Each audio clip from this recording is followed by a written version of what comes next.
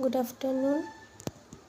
দেখতেই পাচ্ছ আমার শরীর খুব খারাপ। এই যে কালকে হসপিটালে ছিলাম, তার জন্যই ভিডিও বানাতে পারিনি।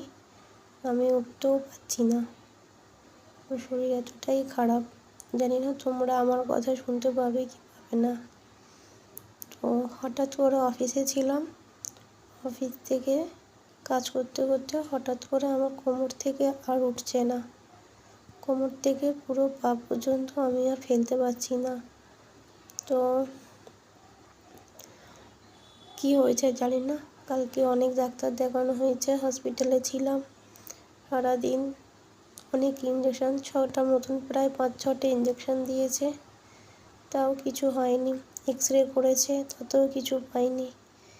জানি না কোথা থেকে কি হচ্ছে, কেন হচ্ছে, আমি উঠতে পারছি না।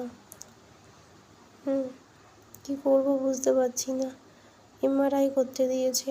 আজকে সুরক্ষাতে ডক্টরের অ্যাপয়েন্টমেন্ট করতে নিয়ে গেছিলাম, কিন্তু ডক্টরের অ্যাপয়েন্টমেন্ট আজকে হয়নি। তো ওই জন্য আজকে আর দেখানো হলো না। কালকে আবার 11:30টার সময় কালকে আবার আমাকে যেতে হবে।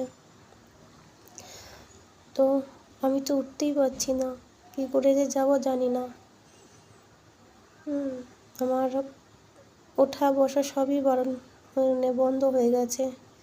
এখন যা আছি কাল থেকেই শুয়েই আছি, তাই ভিডিও করতে আমি পারিনি। তো জানি না আমার কি হয়েছে, ভগবান আমাকে কি রোগ দিয়েছে।